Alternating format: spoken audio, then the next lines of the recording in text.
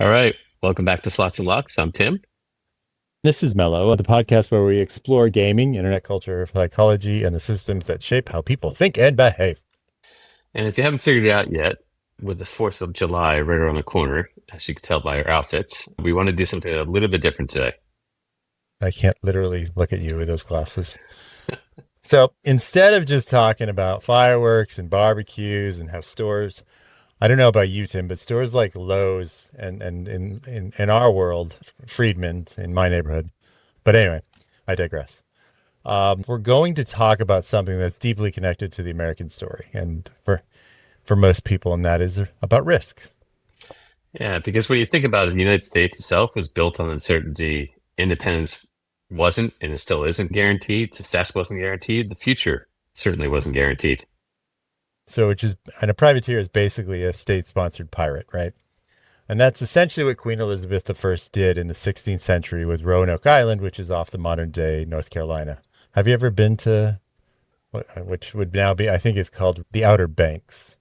And I think the name of the town is Rodanthia. You ever been there? I feel like I've gone through there. I don't know if I've spent any time there. I feel like there was a TV show or something called Outer Banks, wasn't there? There's a TV show called Outer Banks, and then there's a Nicholas Sparks novel / movie about Rodanthia. And now Rodanthia, those houses that they actually filmed are basically getting sucked up by the ocean. But anyway, I digress. Let's go back to Roanoke Island.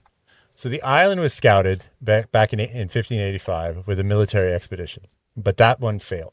So in 1587, the English again, of course, they tried again. It wasn't a military expedition. This time they sent in 115 settlers to establish an agricultural community.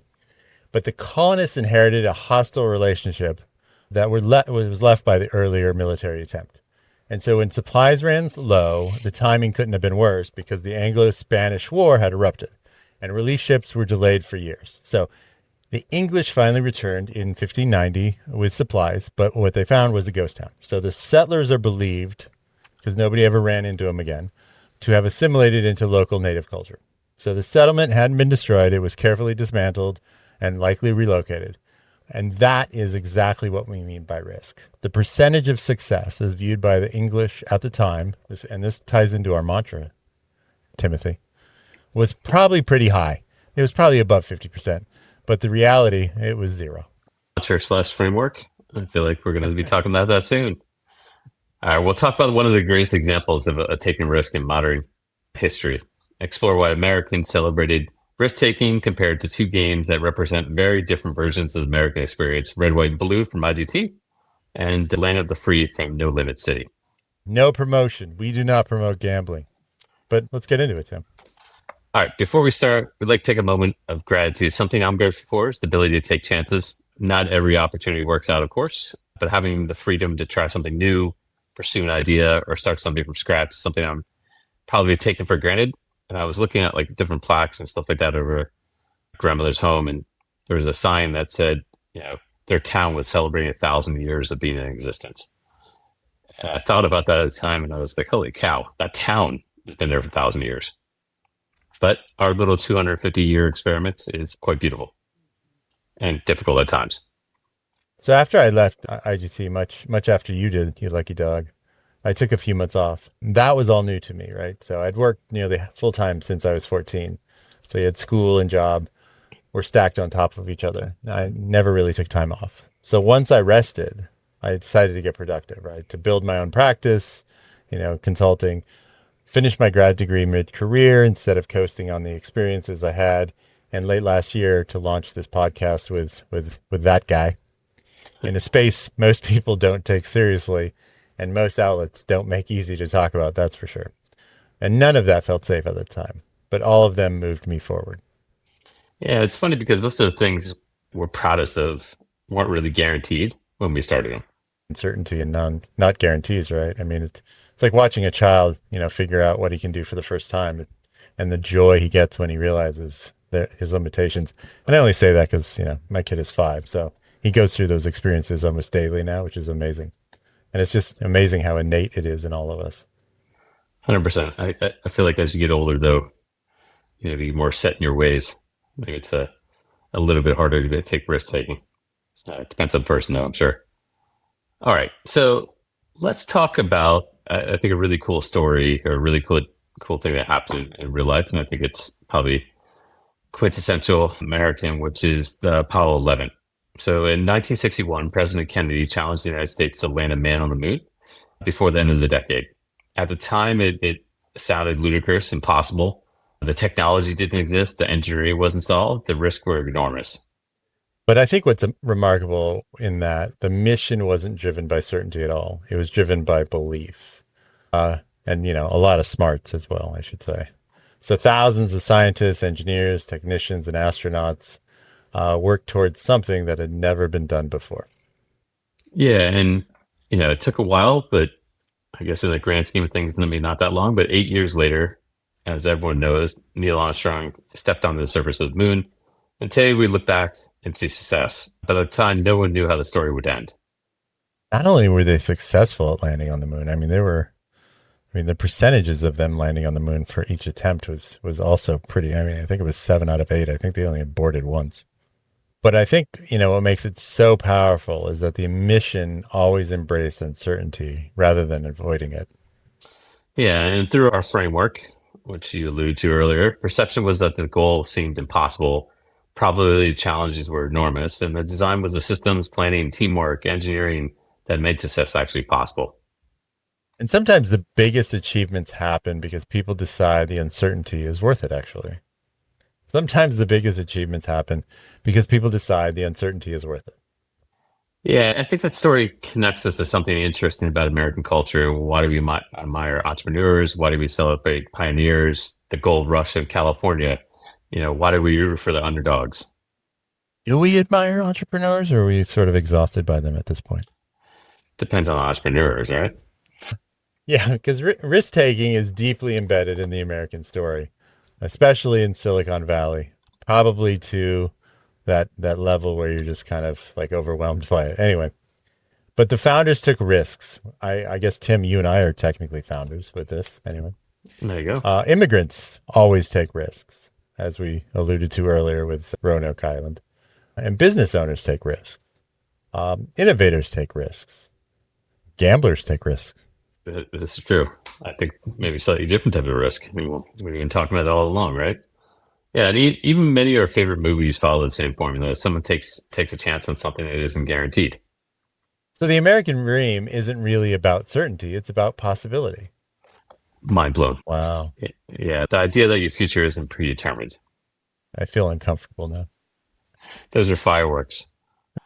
All right, so let's bring it back to the framework. Perception is a dream, freedom, opportunity, possibility.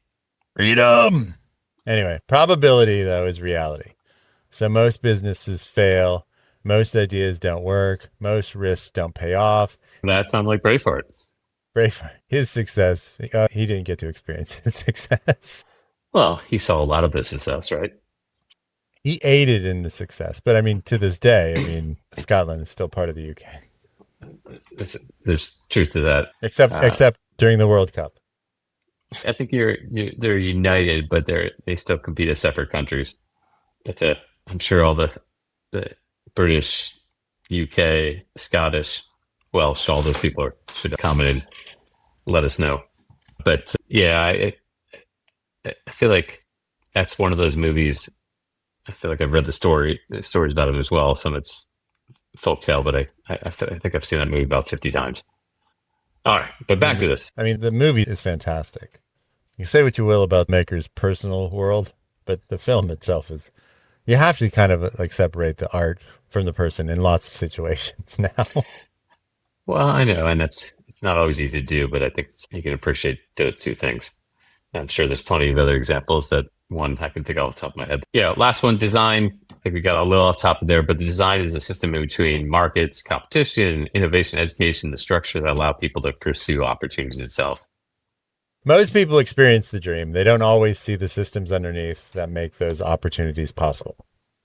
All right. So let's start with, I think, a really popular game that's been around a long time. It's traditional, red, white, and blue, which is the traditional American kind of dream. And this game's from IGT. And are you going to load the game? It is literally the OG Yes. of games. It is so old school and dated, but I think it was probably the first slot machine I ever played. Yeah, and I think the game itself feels like a time capsule, like of a different era. So we're going to just kick this off. All right, so let's start with Red, White, and Blue from IGT. As you can tell, you can see on the screen, this game feels like a time capsule of a different era. It's a quite old school game. Yeah, it really does. Simple reels, simple symbols, patriotic imagery, straightforward gameplay. There's no giant ladders, no complicated bonus systems, no massive walls, none of that. Yeah, and I think what's fascinating is what the game tells us about casino players when it was designed. The goal itself wasn't really to overwhelm players with mechanics. The goal was familiarity.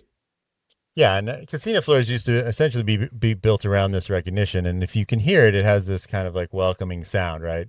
A player would walk by, they'd understand the theme. It's pretty catchy. It was very popular when we launched it on Double Down Interactive as well because it's very simple. And then people felt comfortable to play that either sitting down in the casino or online. Yeah, and the game it isn't trying to shock you, it's trying to welcome you. That's a very different design philosophy than what we see today. Oh well, yeah. And I think through our framework, perception here is patriotism. Obviously, you got the red, white, and blue, and familiarity. Oh, I let's jumped scratch too. that. Okay. So yeah, red, white, and blue reflects a more traditional version of the American dream, right? You have stability, familiarity, and reliability. Yeah, and the game isn't trying to shock you, it's trying to welcome you. And I think through our framework, perception here is the patriotism and the comfort and the familiarity. The probability is traditional real mathematics, which in this case comes in at basically it's a typical online RTP of 96.24%. Yeah, probably introduced the stepper concept, right? This is probably a stepper game, right? This is the one of the OGs of the stepper movement for IGT, that's for sure. Yeah, I think just a great example of how older games focus on creating a comfortable experience rather than constantly chasing bigger moments itself. It's just built on simplicity, patriotism. You're looking for that red seven, the white seven, and the blue seven. And yeah, I didn't do very well though. Obviously, I'm down over $100 there in a short period of time. So it's pretty volatile. All right. Okay. We should move on to the next kind of slightly different game. So let's jump into this. This game basically is a satirical trailer park slot, which is, one of one, I think, on that. It opens at 5.4 reels configuration, and the fifth wheel is locked, as you can see here with the American flag. There's 256 base ways, expands to 1,024, and that can push to 10,000 with a guy named Mr. Split, which is somewhere in here. I find it interesting because NoLimit City is, I think they were based out of Sweden. They're part of Evolution. So I wonder if this is what Europeans think of, yeah, Americans or something like that, or they're trying to jab a joke or something like that. But the game is a classic NoLimit City. They push the envelope quite a bit on a lot of these games. It's loud, chaotic, over the top, full of visual effects, features, volatility, and social commentary. I like the blue pills that say not drugs. That's my favorite. That's my favorite symbol. I think that's probably one of my favorite symbols of all time. But yeah, and I think what's really interesting is that this isn't a patriotic game in the traditional sense. It's more of a modern commentary on America. I think another good symbol is the West Virginia chewing gum, which is actually a condom wrapper. All right. No Limit City is built, obviously a reputation for creating games that are a little edgy and self-aware, just on the chewing gum comment as an example. But they're often commenting on a theme as much as they're celebrating it. Yeah, and mechanically, this game lives in a completely different universe from Red, White, and Blue, obviously. You've got feature progressions. You have high volatility, which is standard for NoLimit. You have multiple systems interacting with each other and significantly larger potential outcomes. Yeah, and it reflects how entertainment itself has changed. Modern audiences are surrounded by YouTube, TikTok, streaming, and constant competition for attention. I mean, you know what they should have done? You know what they should have done is that they should have done like Jerry Springer kind of branding on this. Yeah, they might have to pay him. I feel like there's probably is a Jerry Springer type of game. I think what this also kind of shows is that games sort of have evolved. I mean, they're no longer just competing with other games in a lot of sense. They're actually competing with the entire attention economy. I mean, this game is obviously trying to go viral, I think. Yep. And going back to, a framework, perception is the excitement, the chaos, the possibility, probability is the concentrated volatility. Design is a layered system designed to create memorable, experiences and moments. So I have a question. Do you think Land of the Free was designed primarily to be played or designed to be kind of watched? I feel like our audience probably has some opinion on this as well, but I kind of like modern games increasingly, I think need to do both.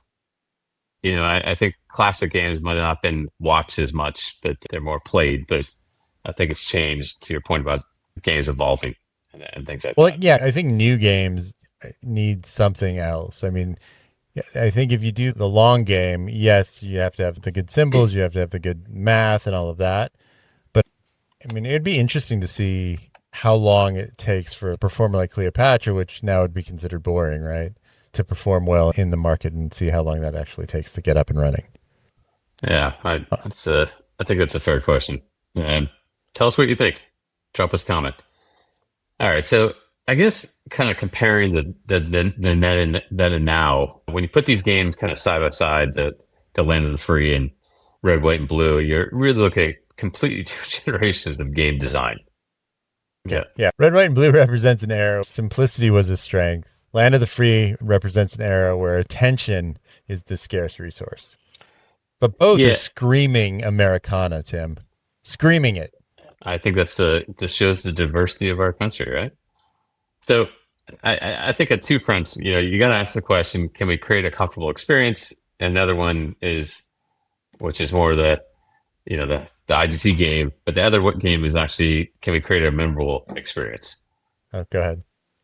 No, go ahead. I mean, how do you get butts in seats or eyeballs clicking, right? I mean, so that shift I think is unique. I don't think that shift is unique to gambling, gaming though.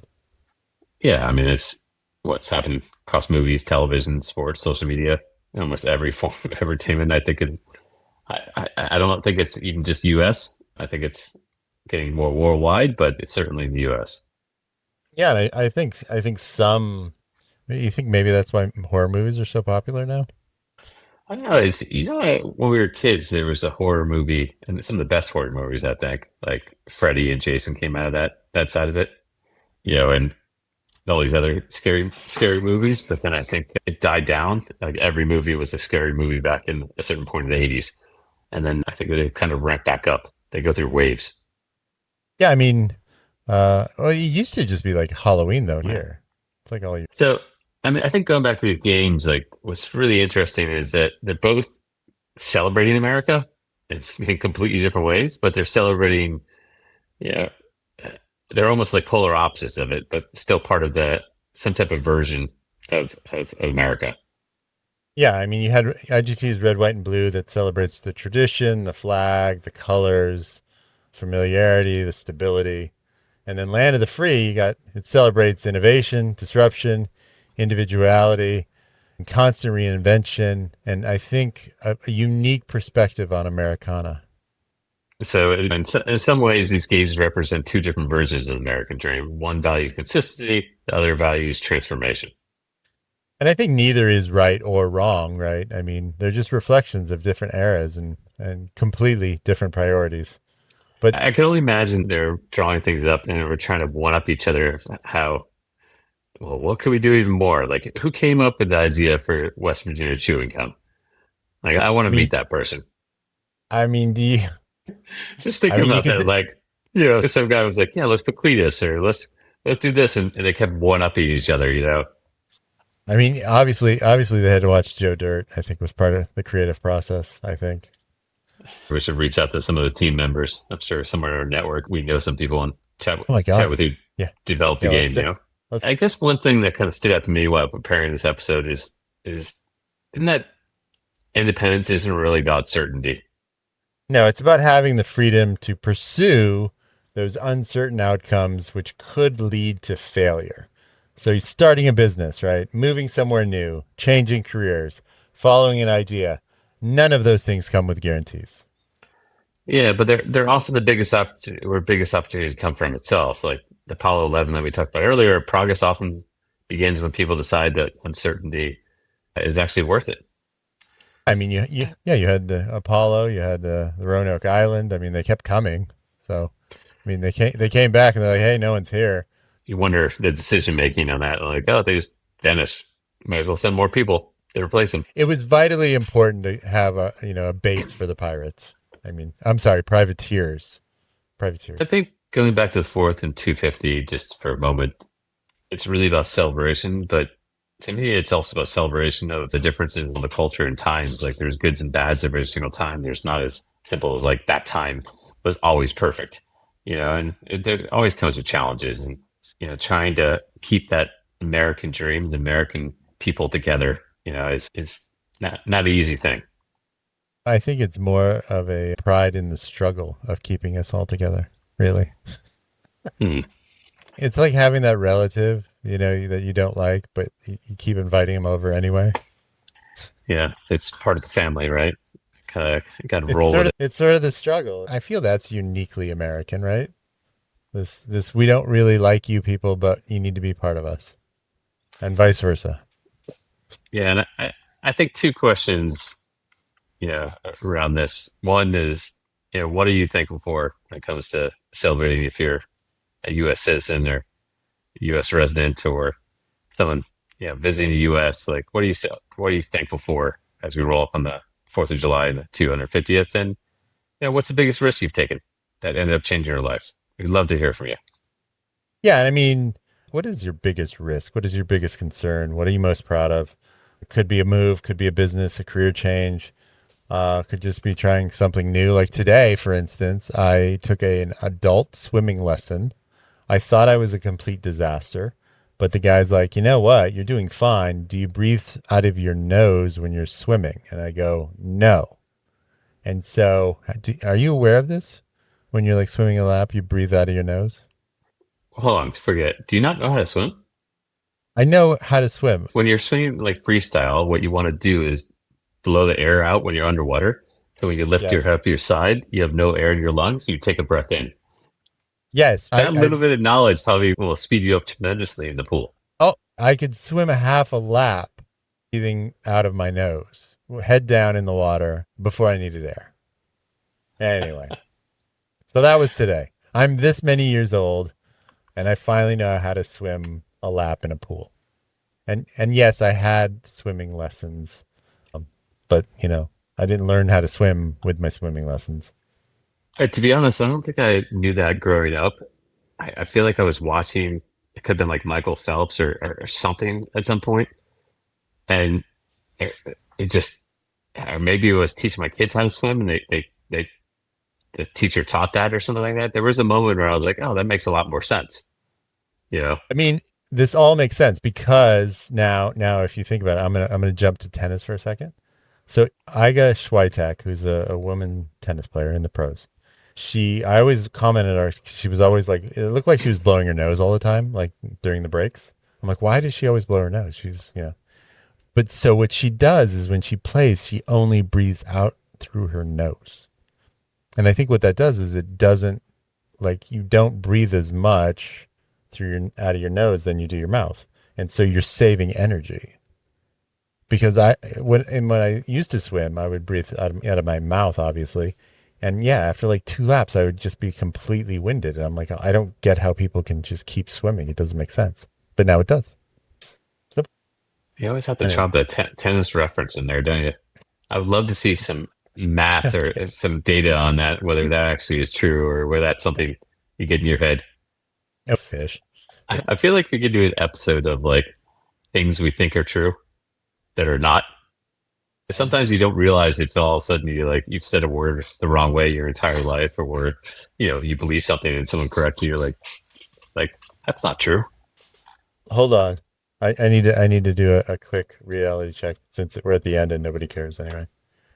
You got a story?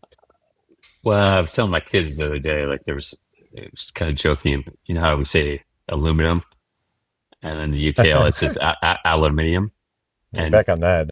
I think that extra I makes a lot more sense. I love aluminium. I think we should add the I, and that's what we should use in the U.S. All right. Yeah. Here's what the master of knowledge says. This physiology constraint is the same for both a singer and a tennis player. So your nasal passages have much higher airflow resistance than your mouth. So nose breathing is slower and lower volume. So it buys you real benefits when you have time for it. The air gets filtered, warmed, and humidified. You produce nitric oxide that modestly improves oxygen uptake, and it naturally encourages slower diaphragm-driven breaths. But once demand spikes past roughly half your max effort, the nose simply can't move enough air, and everyone shifts to mouth or mouth plus nose breathing, whether they intend to or not. And for singers, the practical room is inhale through the mouth or mouth and nose together, exhale through the mouth. The exhale has to be the mouth since that's where the sound is. So I thought they both would have done the same for saving whatever. But what was she doing on the sidelines then? Was she blowing her nose, or what was she doing? Well, yeah, because I guess when all you do is you breathe out of your nose, you tend to have like probably nose boogers. I got I you. assume. I assume.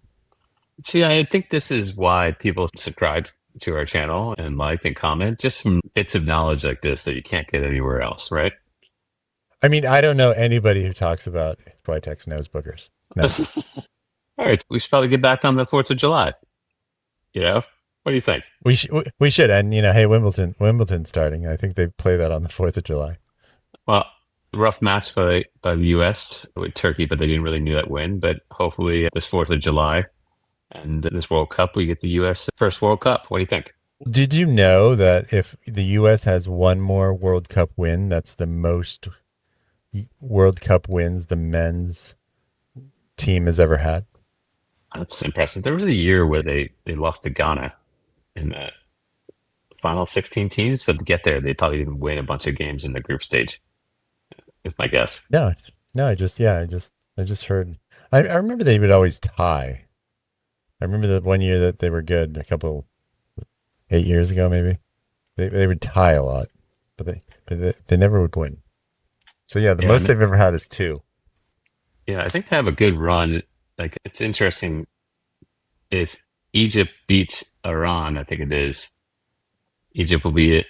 Like, they'll probably play Egypt kind of the next round, assuming we beat Bosnia. And I'm going to mispronounce Herzegovina. What is it?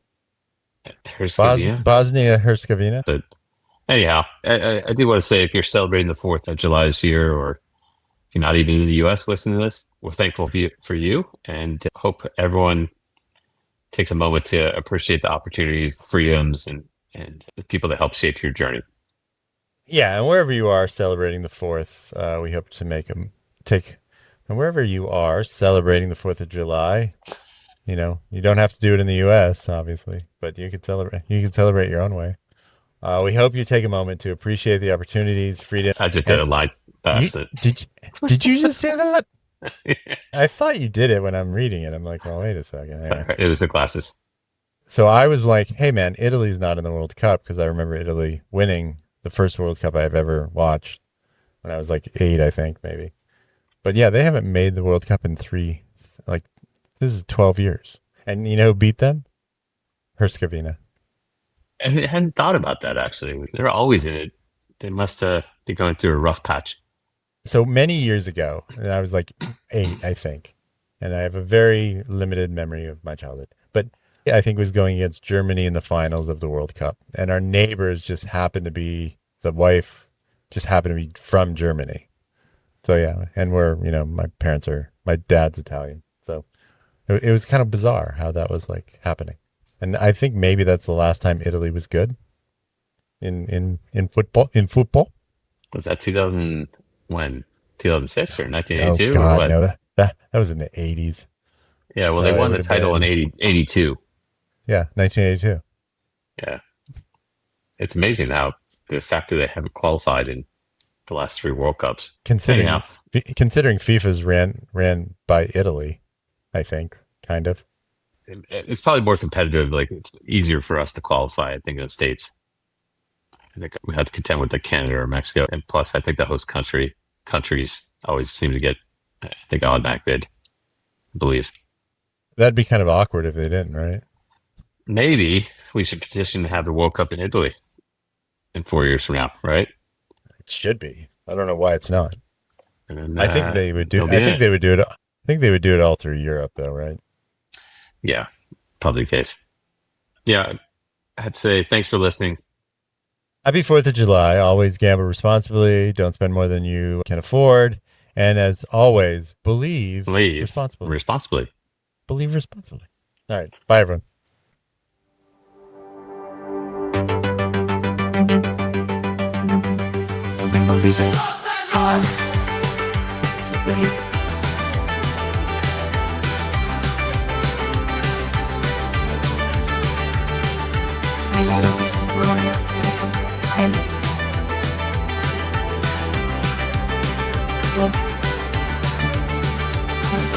Island.